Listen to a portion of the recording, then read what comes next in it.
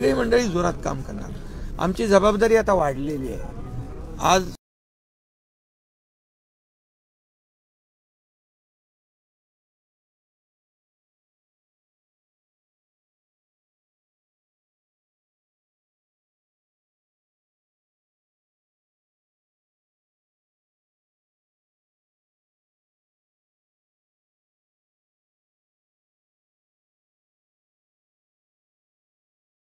एवढ्या मोठ्या प्रमाणावर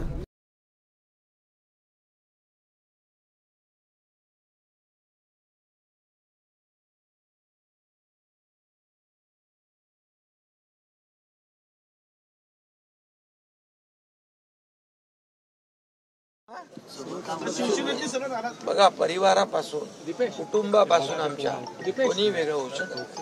हे शिवसेना हे आमचं कुटुंब आहे। तुम्हाला मी सांगतो, विजय शिवतारे यांनी तर मला हे सांगितलं होतं, एकनाथ शिंदे यांचा मी विश्वास, हे पद माझ्यासाठी सर्वात मोठं। प्रकाश इथं बसलाय, त्यांनी मला येऊन सांगितलं, ठीक आहे, घरचे लोक थोडे वाईट वाटतं, नाराज होतात। नरेंद्र मलके भाऊ, लाडके शेतकरी, लाडके ज्येष्ठ, सर्व घटकांनी जे भरभरून मतांचा वर्षाव,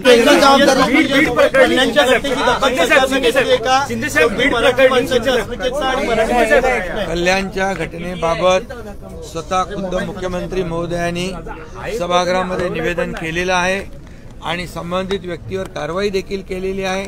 कुठल्याही परिस्थितीमध्ये लोकशाहीमध्ये जे आपले फंडामेंटल राईट्स आहेत त्याच्यावर कुणालाही गदा आणता येणार नाही। कुणी कसं राहावं आणि कुणी काय खावं, या बाबतीमध्ये या महाराष्ट्रामध्ये मराठी माणसाची अस्मिता जपण्यासाठी शिवसेनेचा जन्म झाला। बाळासाहेबांनी शिवसेनेला जन्म दिला आणि शिवसेना सुरू झाली आणि तेव्हापासून मराठी माणूस ताठ मानेने जगू लागला। त्याला मोठ्या कार्यालयांमध्ये, सरकारी कार्यालयांमध्ये नोकऱ्या मिळू लागल्या, त्याचा मान सन्मान वाढला आणि म्हणून या महाराष्ट्रामध्ये मराठी माणसाचा अपमान कुणालाही करता येणार नाही आणि या बाबतीमध्ये कुठलाही मुलाहिजा कोणाचा ठेवता येणार नाही। संबंधित घटनेवर सरकारने गांभीर्याने घेतलेला आहे। पुन्हा एकदा सांगतो मी, मुख्यमंत्री महोदयांनी सभागृहामध्ये या बाबतीमध्ये भाष्य केलंय आणि कारवाई देखील केली। मराठी भाषेला अभिजात दर्जा देणारे हे महायुती सरकार आहे।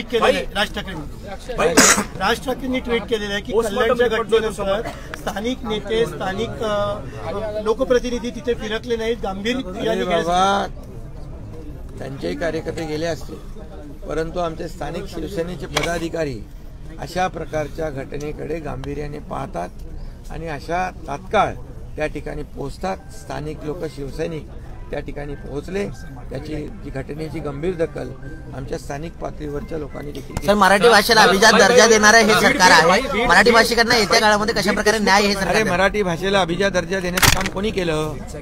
कुणाच्या काळात झालं? आमच्या महायुतीच्या काळात झालं आणि आदरणीय प्रधानमंत्री महोदयांच्या काळात झालं। त्यांनी मराठी भाषेला अभिजात भाषेचा दर्जा किती वर्षापासून मागणी होती, केलं का कोणी? आणि म्हणून मी प्रधानमंत्री महोदयांना धन्यवाद देतो की त्यांनी या महाराष्ट्राची एक अस्मिता जपण्याचा प्रयत्न केला।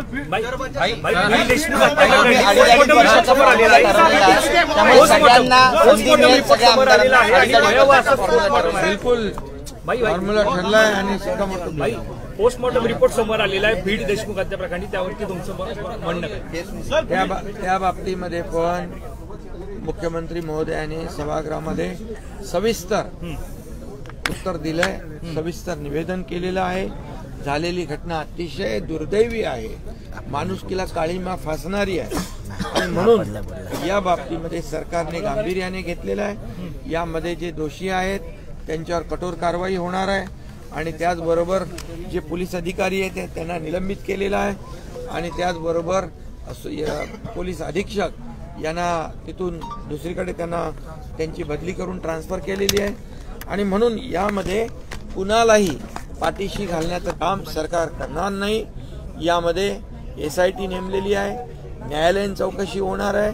कोणी गुन्हेगार कितीही मोठा असेल आणि कुणाच्याही जवळचा असेल, कुणाशीही त्याचे लागेबांधे असतील, तरी सुद्धा हे महायुती सरकार कायदा सुव्यवस्था याचं पालन करणारं, रक्षण करणारं सरकार आहे आणि जनतेला न्याय देणारं सरकार आहे.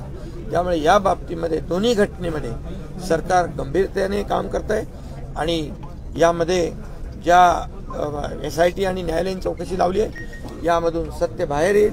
दूध का दूध पाणी का पाणी होईल. कुणालाही यामध्ये पाठीशी घातलं जाणार नाही, कारण झालेल्या घटना अतिशय दुर्दैवी आहेत.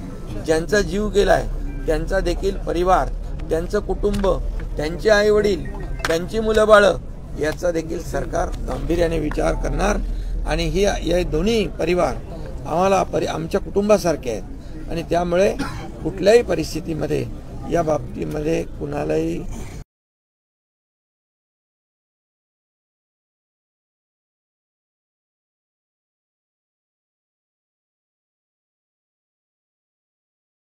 एक्सक्यूज होणार नाही, असे कुणालाही मुभा नाही आणि या बाबतीमध्ये देखील सरकार गांभीर्याने घेईल.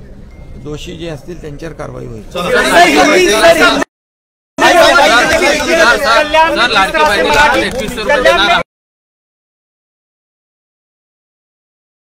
महाराष्ट्रामध्ये 10,000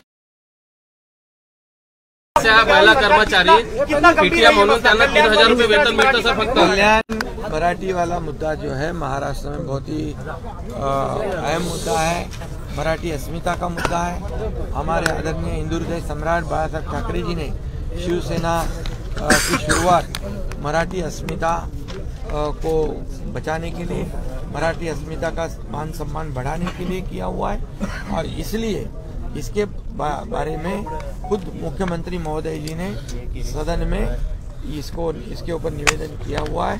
जिसने ये गलती की है ये उसके ऊपर कार्रवाई की गई है और महाराष्ट्र में मराठी मानुष की अस्मिता, उसका मान सम्मान रखने का काम सरकार करेगी. कांग्रेस का ऑफिस वेंटिलाइज किया गया है कल, उसको लेकर सरकार जो भी किया है, जिस तरह से जो बीजेपी पे कानून व्यवस्था बनाए रखने की जिम्मेदारी सरकार की है.